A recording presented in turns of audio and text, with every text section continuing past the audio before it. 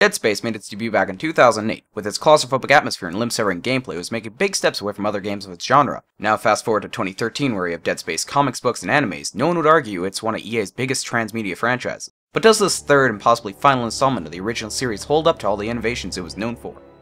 Technical rundown.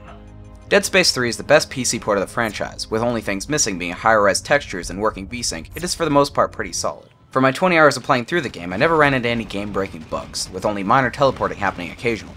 The game supports both keyboard and mouse or controller, however the controller keys are not rebindable using the game's menus. Keyboard users should note that most in-game menus don't utilize your mouse, slowing the process down. Gameplay rundown. Dead Space 3 has similar gameplay to other games in the series. Shooting limbs off of enemies and looting every corpse you come across is key to survival. You have your classic QTEs, zero-G areas with minigames and puzzle sections filling in the non-combat areas. The biggest innovation is the new weapon crafting system, which allows you to choose the primary and secondary weapon, tweak the stats, and add 2 attachments or modifiers. This is also the first game in the series to have co-op, and supports drop-in, drop-out with all your gear being consistent on that save. This is by far the largest Dead Space, with more hidden areas to find special loot and the addition of side quests. Review. Dead Space 3 takes some big steps away from its predecessors, both good and bad. I can count the amount of times it scared me on one hand, and with over 20 hours spent in the game, that's nothing. The atmosphere of previous games is for the most part gone. With the high adrenaline intro, it's more reminiscent of the dude bro action games I was afraid of. I played through the game solo, on hard, and for the most part had a pretty easy trip. A little min-maxing with the weapons, and you're taking out enemies like flies. In slow motion. The story is also the weakest of the series, with the main bad guy being your typical tell you his master plan then kill you. He's never really developed on and just sort of sits there as a person to hate throughout the game. Carver, also known as Player 2, is pretty much a cameo for the first half of the solo game, with him suddenly being a story focus halfway through. Any character development present in co-op is missing from the single player experience, making this feel very unnatural. The gameplay is the only real enjoyment I got from the game. Shooting limbs off enemies is still very satisfying. However, the lack of new enemies and few boss encounters made the game very repetitive. The side quests, which I had hoped would be a nice distraction from the main story, were nothing more than a series of combat rooms with a box of loot at the end. After 10 hours, I had seen most of what the game had to offer and wanted to put it down, with the only good distraction being the gun modification. Which, I will say, is amazing.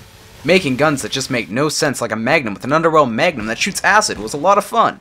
This is an addition I would love to see other game developers play with, like Gearbox with Borderlands, where they can take the silliness to a whole new level. Another gripe some people have is the microtransaction system, where you can buy the most powerful equipment with real cash. This is not the first Dead Space to do this since, well, the first Dead Space did this, but it still might tick people off.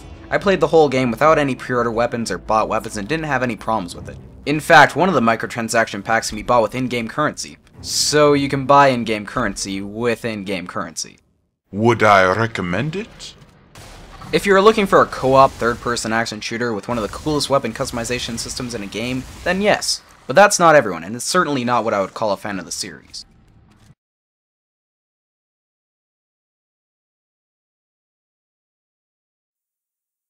Alright, thanks for watching my first review ever. I hope you liked the new format that I'm trying out.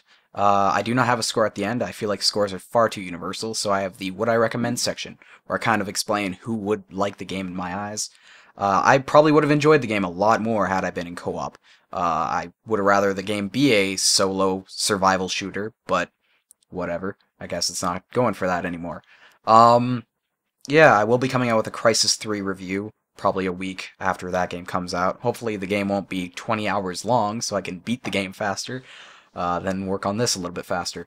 Thanks for watching. I hope you liked the video, and comment on what you think of the new format that I am trying, with the annotations and whatnot.